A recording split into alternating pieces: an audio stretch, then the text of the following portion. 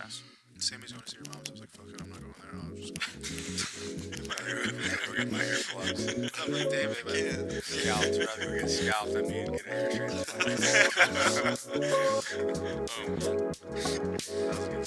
I think so. I've been rolling for 5 minutes. We're good.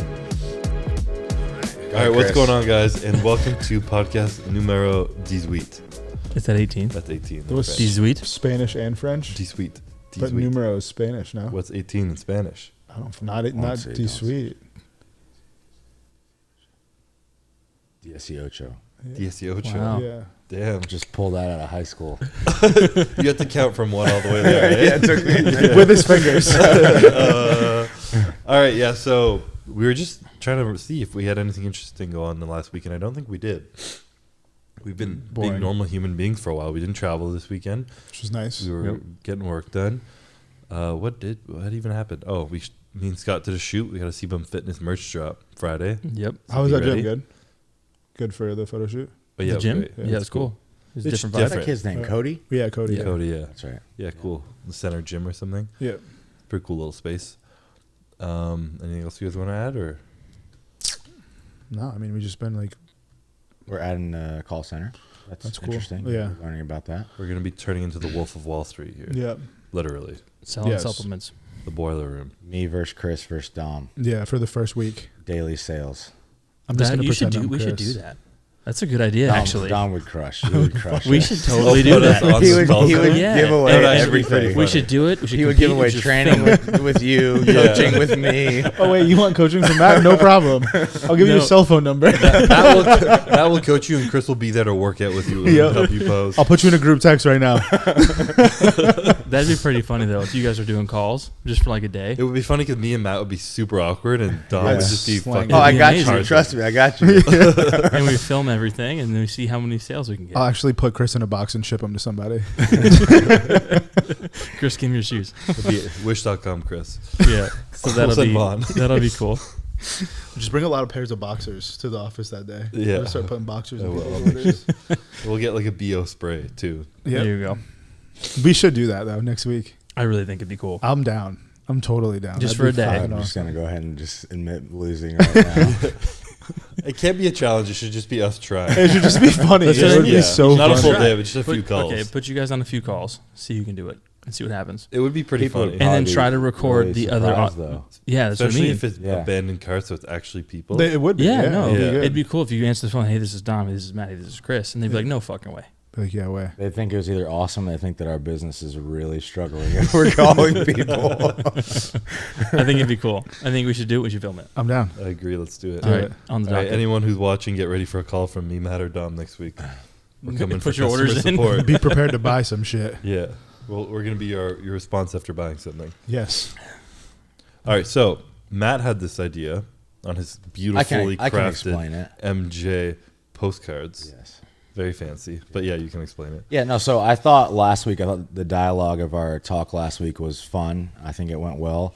And I was just trying to think of other things that we could do, subject topics, and basically Scott and I were talking about things that we wish we knew when we started either coaching, bodybuilding, business, things that maybe we regret, things that we wish that we did different, things that we're absolutely certain that we know that we did right that we want to just kind of talk about. So just kind of like opening the floor to that. That would be fun.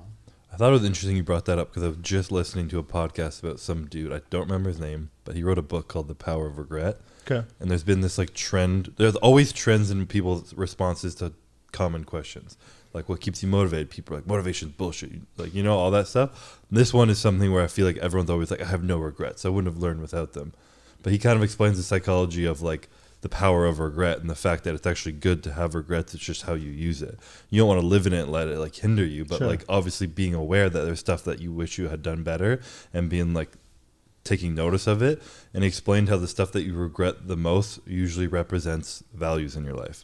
So he used the example that when he was younger, he was not really nice to some kids or something, or kind of like bullied or was involved in some. And he, to this day, when he was like 12, he like feels like a block in his heart when he thinks about that, because what he values is being nice and respectful to everyone.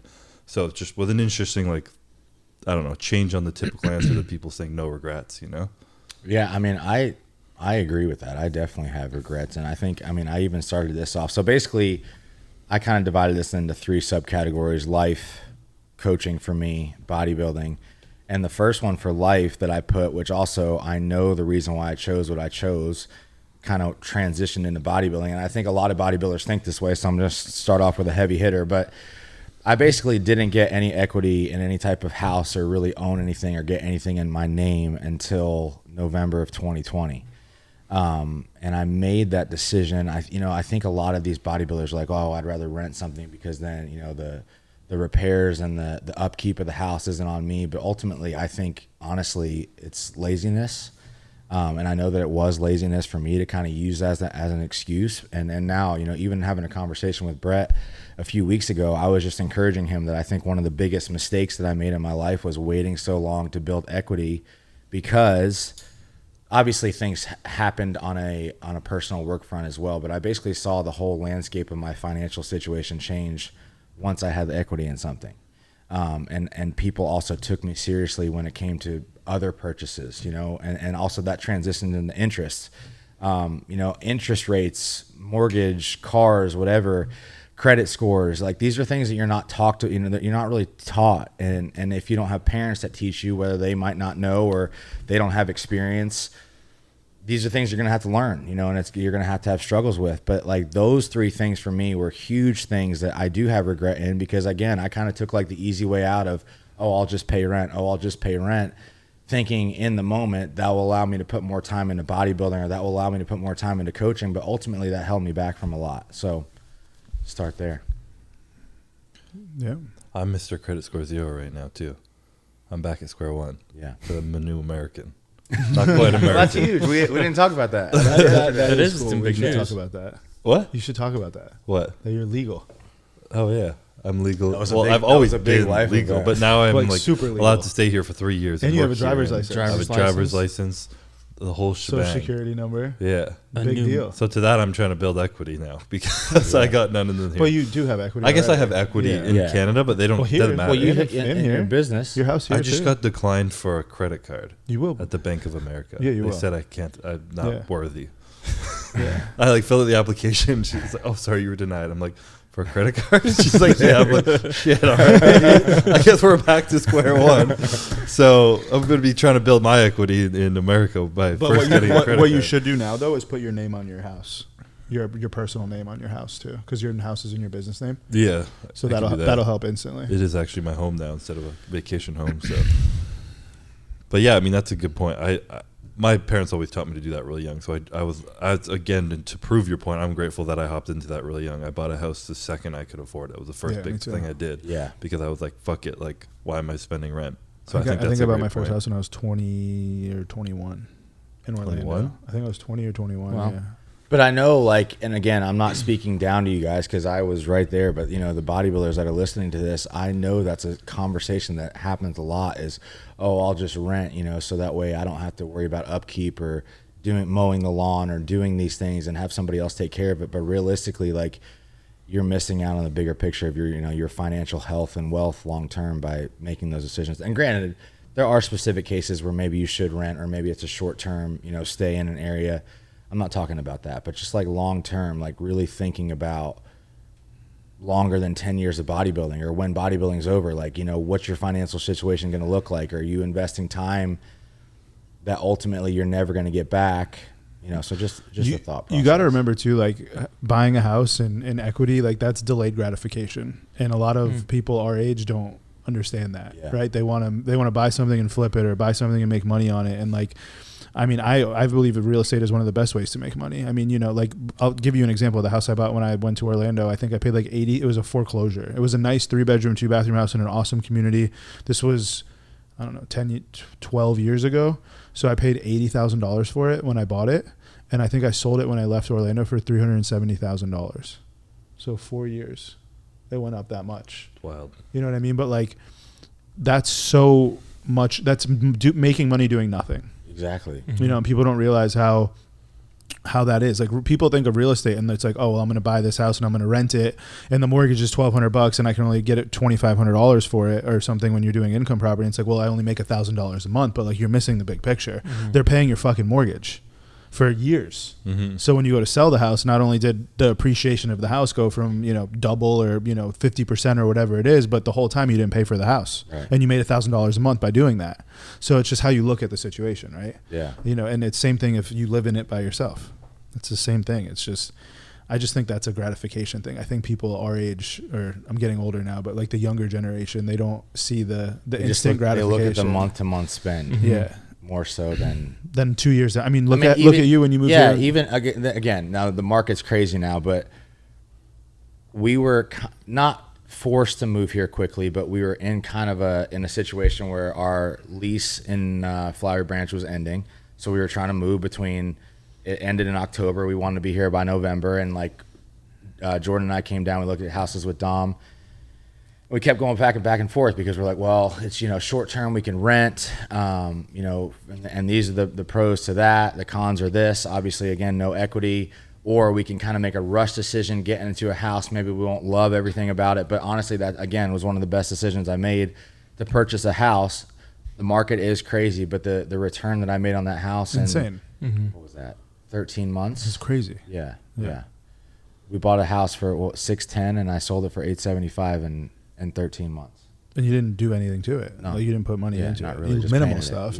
Yeah, just painted it. And then you used all that for your DP on your new house, Right. which is your dream house. So, I mean, it works, Yeah.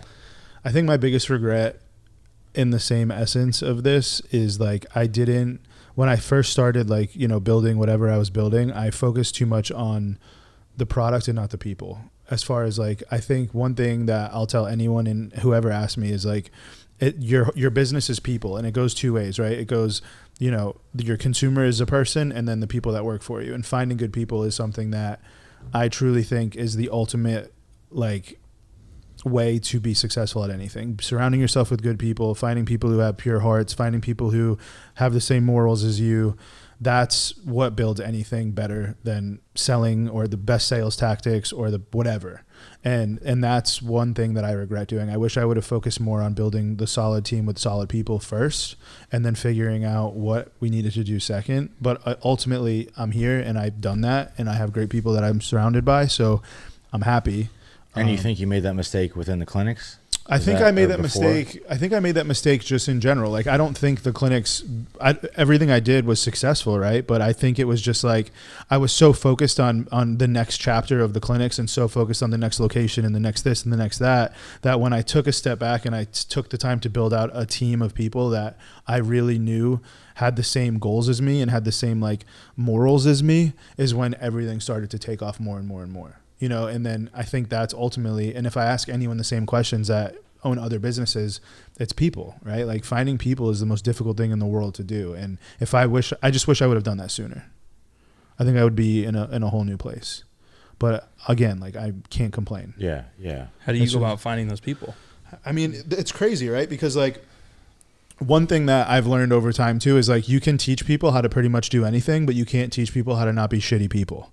So finding people with pure intentions and, just like I said, overall good people is so much more valuable than finding someone with a skill, because you can teach a skill unless you're a doctor. I mean, that's different, right? But as far as normal employees and, managers and people who run different offices for me, all of that is just personality based. Mm-hmm. And I wish I would have done that sooner. Because at first what I would do is I would be oh, well, that kid used to run this office, so I'll just hire him and pay him more, and then he can come over. But it's that doesn't work. Yeah. You never know if Not that that's simple. Yeah. It does not work. It sounds easier than it is. So would you recommend when people, if anybody looking to hire their first person, Mm-hmm. is all about what kind of characteristics? Well, I mean, it's multiple things, right? Obviously, if it's all relative to what you need them to do. If you need a fucking barber at a barber shop, you need to know Fair. someone who cuts hair. Fair enough. But as far as with me, it's managing people and being around people, and so in my offices, my medical offices, you have all the clinical roles, right? You have your paramedics, your nurses, your doctors, and those are people that have to be those credentials. Mm-hmm. But then everyone else in those roles, my sales guys, my lead gen guys, my clinic directors, anyone on the franchise side of it, those people have, they don't have to know everything. They can be taught. Mm-hmm. So in that situation, you just want to find hardworking people who are grateful to be there and who believe and bleed your brand. Yeah. And Not really what their heart's about. Exactly. The rest can be taught. yeah, so if they have that, and they have a hustle, Like you can teach them anything, and they'll learn it and they'll pick it up quick because they want to. So that's what I would recommend, and that's what I've done. And ever since I've done that, I mean, my business has exploded. And incentivize your guys. You know, like that's the other thing, right? Like if they're going to take care of you, you need to take care of them. So, you know, everyone in the world that works for me is on some type of a commission-based structure, because if you're not, like, you're not going to work as hard. I don't care what anybody says. Like, money is a motivating thing, you know, and if you can make X amount by doing this, they're going to try to do it. So it works. So I bonus, you know, the clinic directors on the performance of the clinic. I bonus the sales guys based off of how much they bring in the door. I bonus my leads guy on how many leads he closes. I bonus my nurses about how many IVs they do a week. Like I bonus my front desk girl for upselling to IV packages. So it's like all relative, right? So there's tons of ways that they can make more and more money as long as they want to. I like it. Yeah. What's your first thought when it comes to regrets? My first thought? Yeah. Oh, too many. I mean, when I think of talking about business and equity, I'm also young, so I feel like I played my cards at a speed that I'm happy that I played them. For sure. But like I would say to most people, because I got lucky that you guys came to me when you did, was that proposition was really fired me into the whole business thing. Yeah. But like when you talk about equity and building in a house and stuff, also like mainly in yourself. Like if you're, especially as an influencer or bodybuilder or whatever, if you're just like having sponsors and all this shit, and like you said, not having a house set up for the future, if all you're getting paid for is sponsors, and then when you're not worth anything to them, you're done. There's no equity in that. It's just month to month salary doing a job for them. So I would say as quickly as you can possibly get into something you own, start something you own, and long term like that, then run with it, even if it's like a fat paycheck for a small amount of time. I don't think a lot of people understand the position you're in, because a lot of people don't realize you could be making way more money than you make right now by taking on all that shit. And I know I'm starting to just see that now, because I'm like talking to people and I like make a comment and they're like, well, you have millions of dollars lying around. And they'll like say that to me and I'm like, no, You don't. could have. I could have for sure. But like what you're like, doing is you're building equity in your own brands. Exactly. Yeah. I'm not paying myself to, I'm trying to build the brands and everything. Of course. Which I don't think people can, I think some people never understand that in their life ever. Well, It's just like the paycheck they want to receive now. And I spoke a bit about this on another one. It's a little bit on a smaller scale, but when you like whore yourself out to just multiple brands or multiple things you don't love, and this is mainly an influencer thing. Yeah. But if you're promoting a bunch of bullshit that you don't support, it just devalues your brand long term. So like you might make $100,000 a month for 2 years, and then all of a sudden it's just like people are like, "Fuck this guy! All he's doing trying to sell something, and it's gone." I mean, we see it every day. Yeah, for sure. Yeah. You see the influencers that were popular 5 to 6 years ago, and you know their following is through the roof still, but they have, you know, no engagement because they've burned through 15 different brands to make money, and they've built nothing for themselves. And in my opinion, like as a follower, if you're following this person and you're consistently seeing that happen, and then you just see them not build, like there's always a next chapter, right? Like in your life, like this is your next chapter. In Matt's life, you're in your next chapter. I'm in my next chapter. Everyone's in their next chapter. So when you follow, it's how many shirtless fucking pictures and squats can you look at until you're like, or what are you doing? Next? Like, what are you going to do now? Like, because your followers get old with you, right? Like the followers that start with you are now your age. So they're not interested in you fucking doing all the shit you were doing 10 years ago. They want to see the next part, and they want to be motivated by you in the next phase of their life too. And I don't think people understand that. Like they don't grow up with their following, because then you become like the OG, right? Like you have your initial following that's gone with you the whole way, but then you have the young kids who look up to you because you did it right. And like, I don't know why it's so goddamn difficult, but people just don't seem to understand that.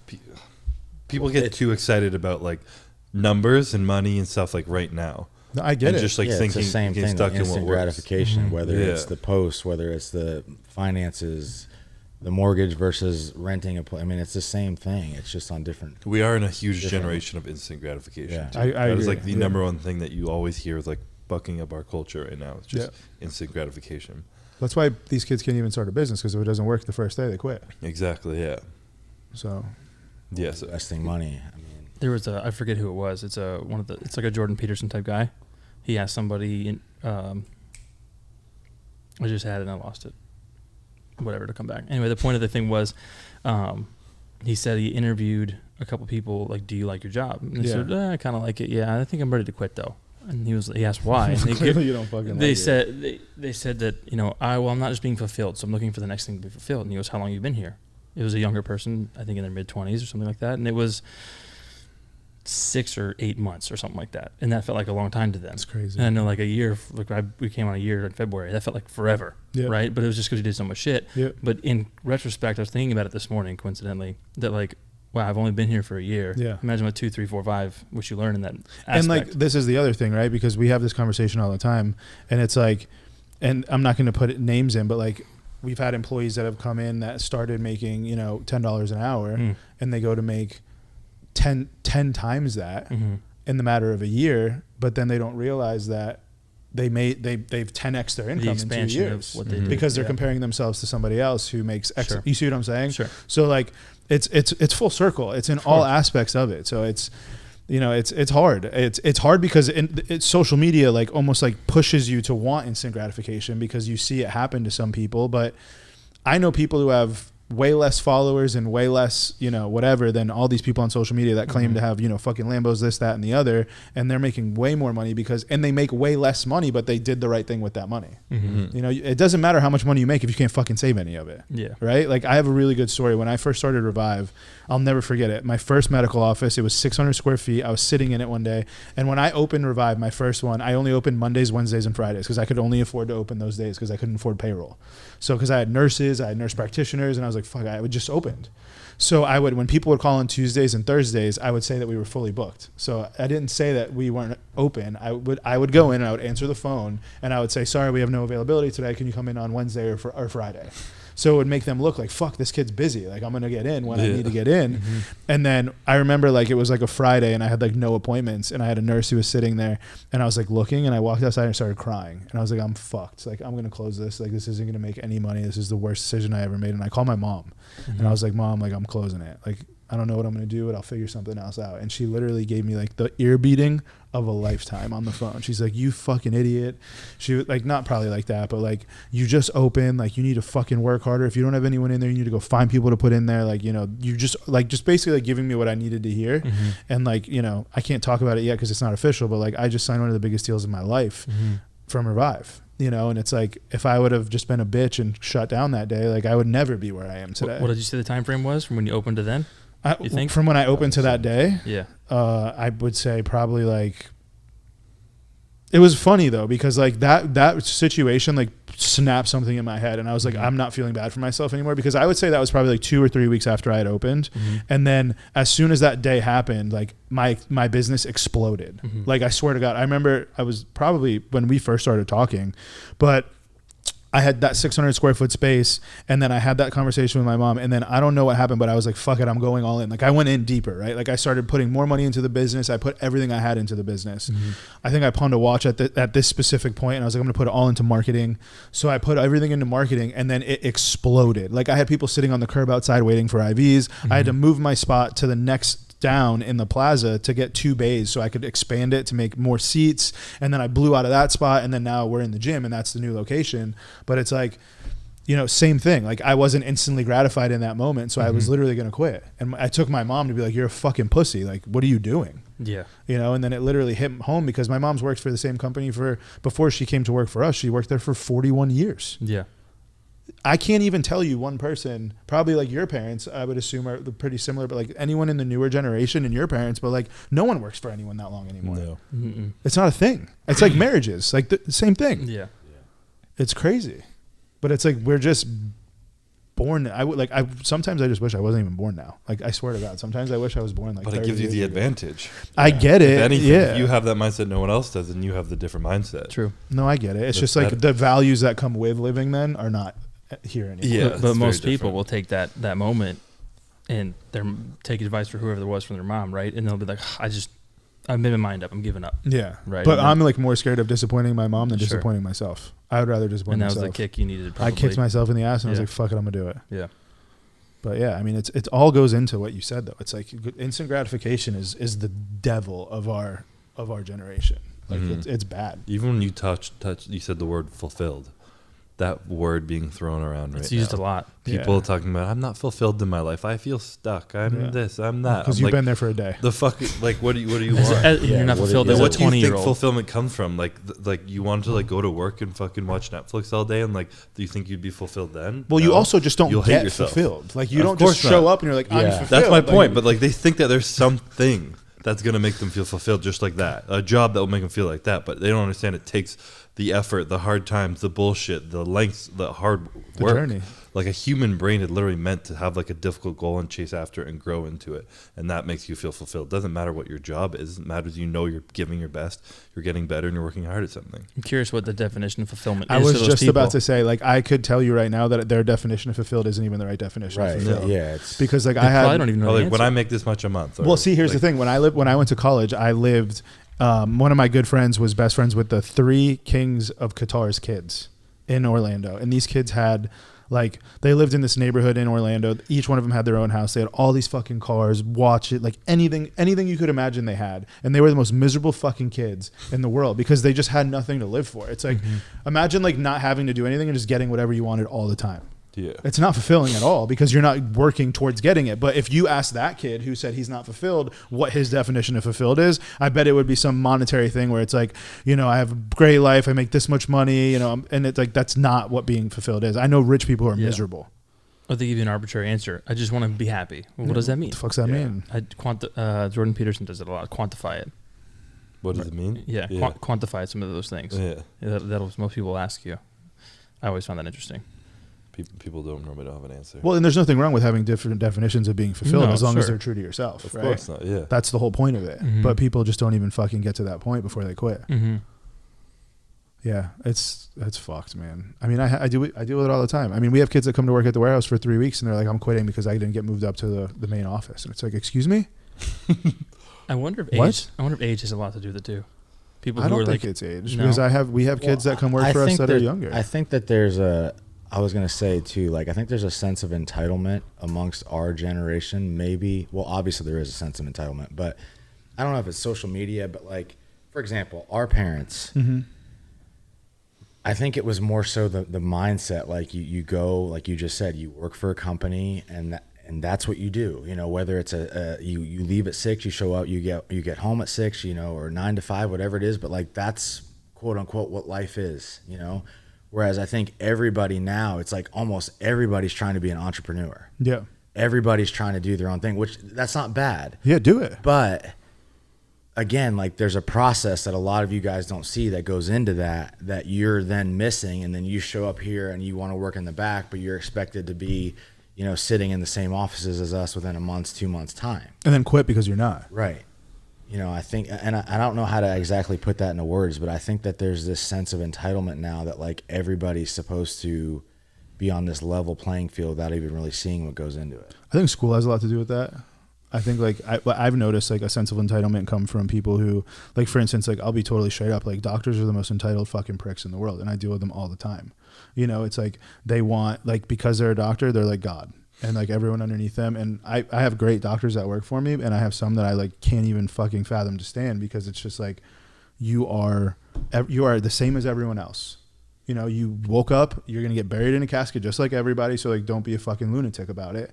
But the other thing is, it's just like those kids that go to school for 4 years and they get a fucking degree in marketing and they come out of school and they're like, I need to make $100,000 a year. Yeah. It's like, I don't know where you're going to do that, but let me know when you find it because I hope you do.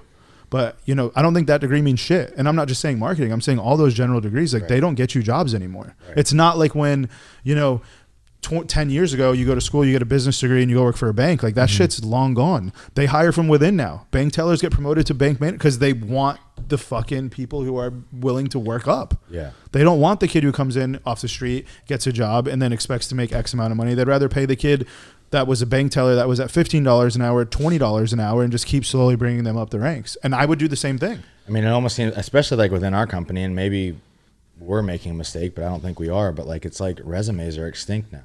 Yeah. Like, we're not looking at resumes. We're looking at body of work in essence, but not necessarily what you've done on paper. Yeah. I mean, a portfolio of where, like, you know, and that's it. And Yeah. just an interview. It's the times have changed. I don't think I look at resumes even in the medical offices unless I look at see if you're a convicted felon because I can't hire you, and then I look to see if obviously if you're a nurse, if you have a fucking degree and where you went to school. But other than that, like, that's it. Mm-hmm. I It's feel just like that's where social media does play in a lot, is like stuff that's not glamorous now, it's like disrespected. yeah. Mm-hmm. Like back in the day, like if you were like a tradesman, plumber, electrician, like that shit, like was like my friends' dads who were like that were like the most badass, hardworking dudes Yeah. ever that we all respected and loved. Now And we're, nobody like, wants to do amazing. Like, And they make more than anyone. and people, Mm-hmm. not even to do with money though. Even stuff, other shit like fucking being a waitress. Some people are like, well, I'm not gonna do that because like, what if I have to serve someone or like all this shit? And it's like, that's an important job too. Like, there's nothing wrong with that. No, for And sure. people can't take a step into a role of working hard at something that they don't think is like glamorous. I you know? agree. I mean, Like- even guys having like general fucking sense of what to do, like how to fix something. Like they don't have any, like it's Yeah. crazy. People literally I mean, would rather do nothing and lie around and complain Yeah. than do a job that they don't think is considered cool. I made a joke to my mom yesterday because we're doing yard work, and I was like, "This is funny because I always assumed our grass was green for it was just green. Yeah.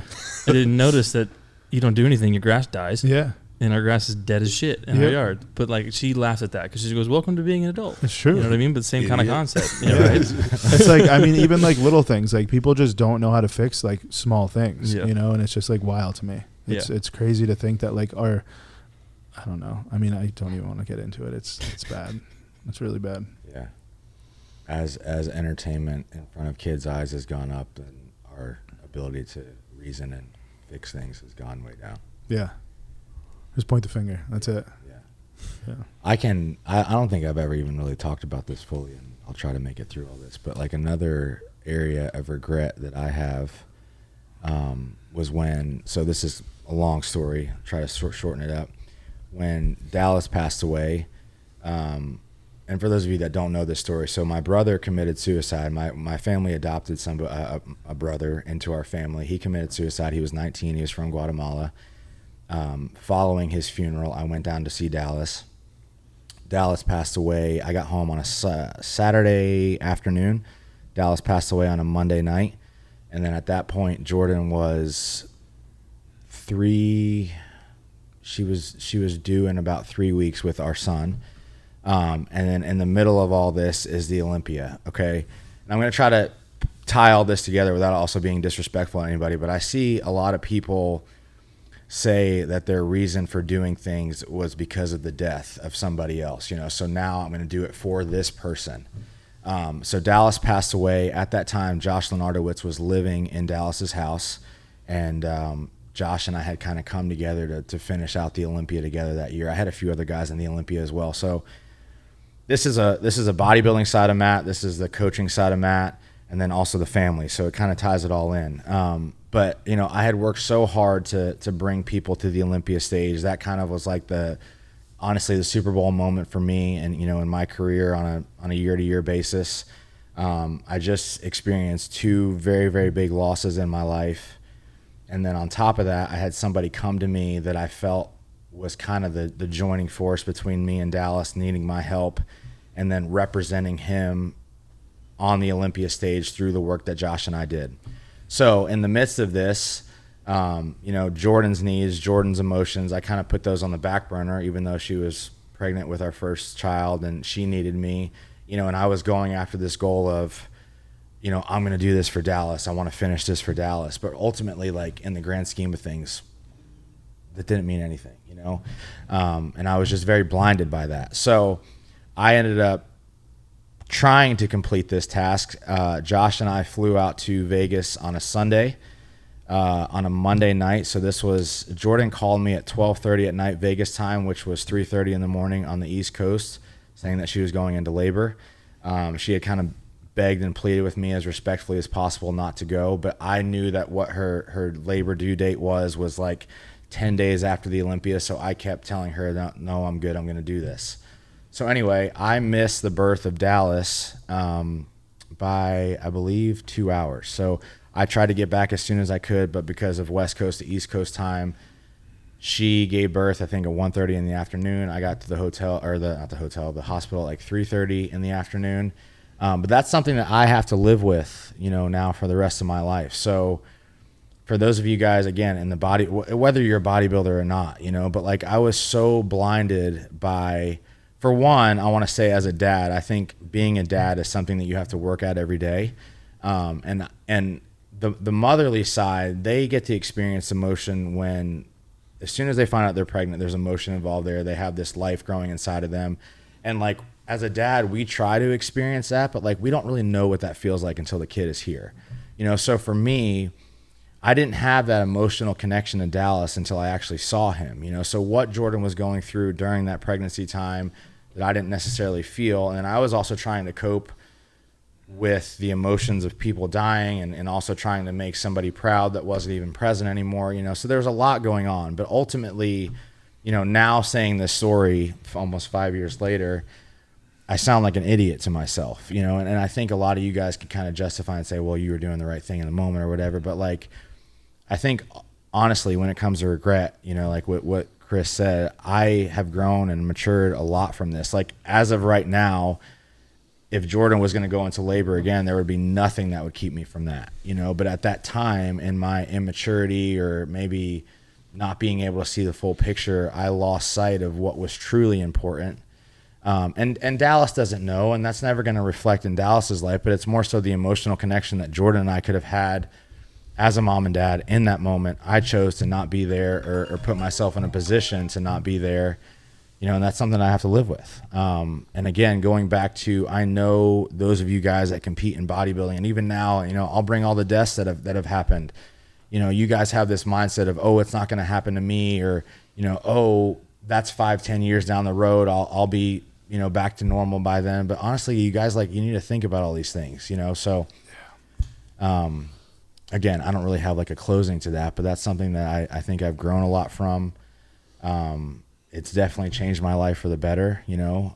But it's also, that's a time that I can't ever get back, you know. And then on the personal family side, you know, that's been something that Jordan and I have had to work through, because she was very hurt by me not being there. You know, so there's a lot to it, you know. So when you're making decisions, you know, and again, I've seen, and guys, I don't mean any disrespect to this, but I've seen just in the past few weeks, oh, I'm going to do a show now in honor of such and such. Well, that's all well and good, but at the same time, don't put people that are no longer ahead of people that are actually here, you know, like that are no longer with us ahead of people that are actually here. I think I said that wrong. Yeah. Anyway. I mean, death is crazy, because like, I don't think I even took like, you know, you're younger, right? Like when my grandpa died, like not even my real grandpa, my papa, who like raised me, he had ALS. So I lived in Rhode Island until I was 9. He raised me. He taught me how to fish, taught me how to ride a bike, taught me how to do everything. And then like, I consider him like my dad in a way. Like we were closer than me and my dad are.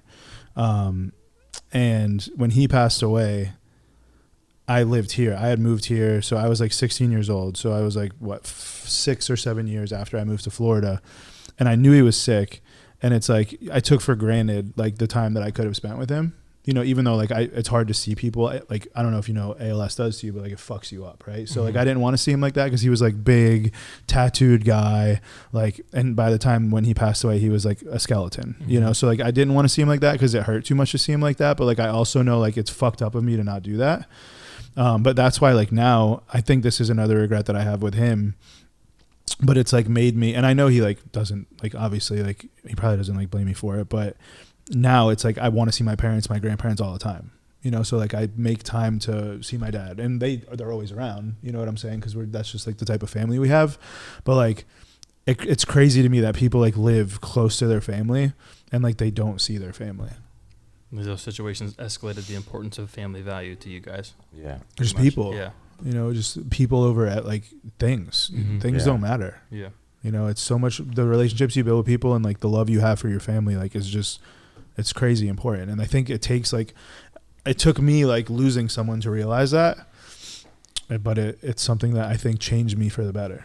So Sure. I feel like that's a huge thing you always hear. Like we started talking about the power of regret. yeah. The biggest power of regret people feel is the loss of life in someone, because there is no going Nothing. back on that person, on that one that is gone forever. And it's like, it may, like powerative is what you learn to be with your family now. Yeah.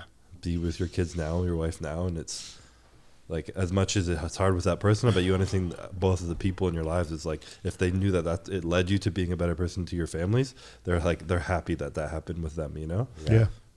Yeah.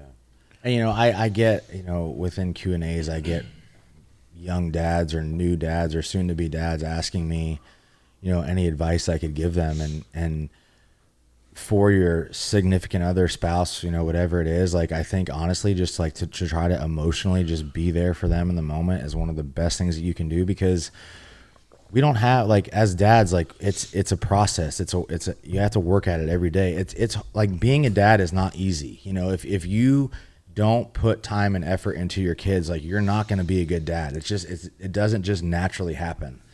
You know, so just trying to truly be present and then put them ahead of yourself. And that's something else. Like, again, I keep relating this back to bodybuilding because it's something that I was very heavily involved in.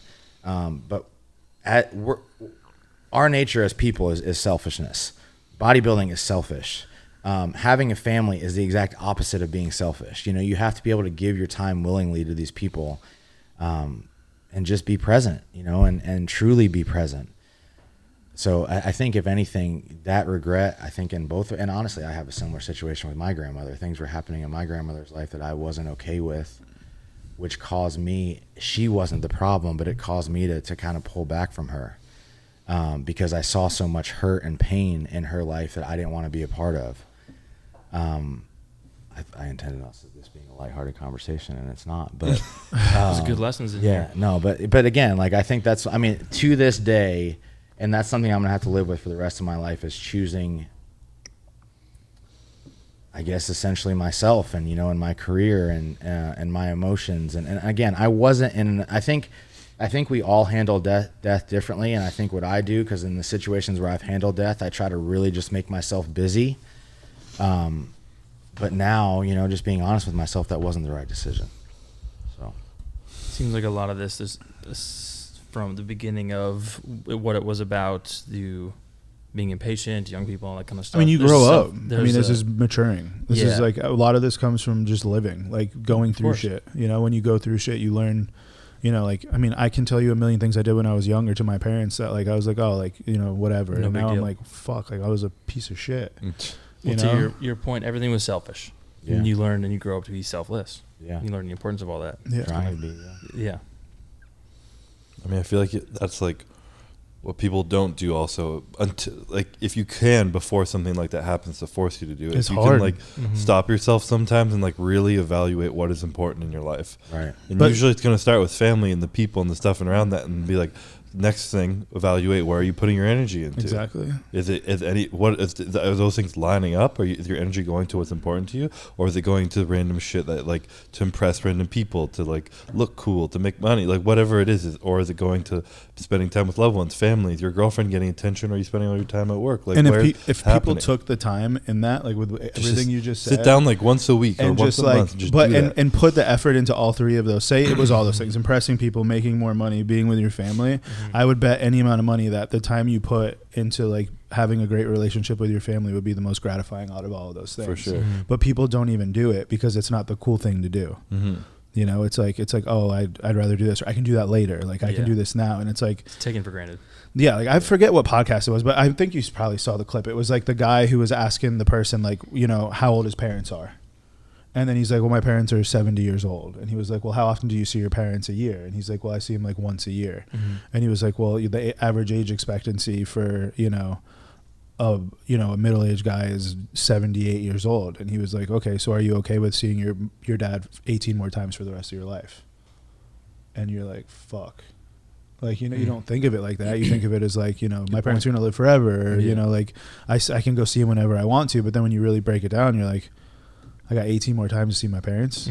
Like, I could never live with that. You know, I could never be okay with that, because there's nothing that should keep me from having that relationship.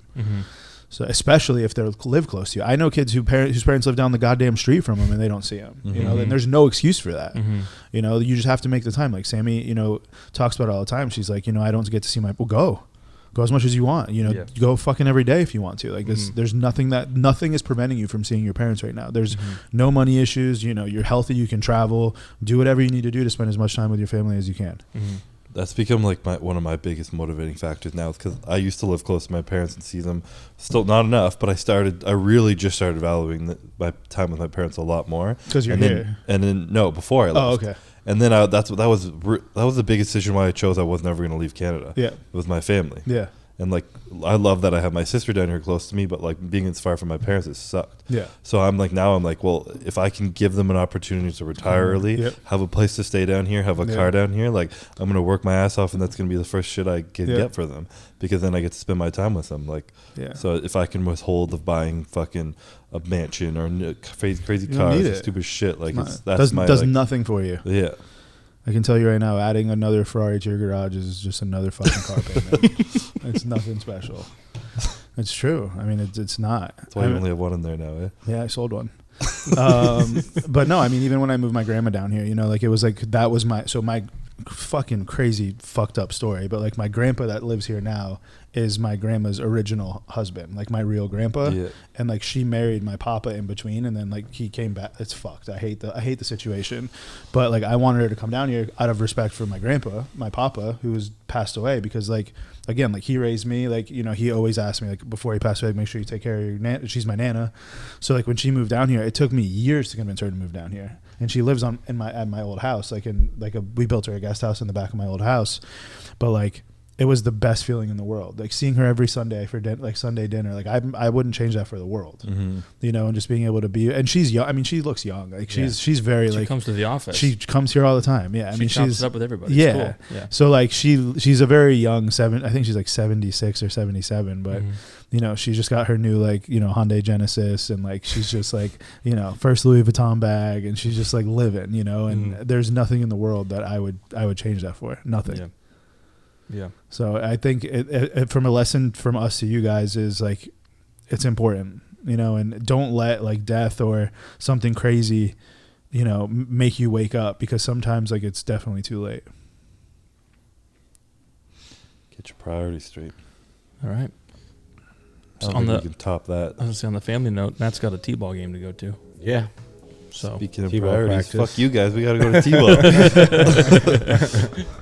18. 18. All right. Yeah. Thank you guys for watching this episode. We'll catch you in the next one. Yep. Thanks, guys. We can do my hair on the next episode. Just talk about your hair for an I'll hour. just take my hat off. 1 and there'll hour. be like little plugs in my head. 1 hour. So here's what you're gonna look like. Dude, I'm not.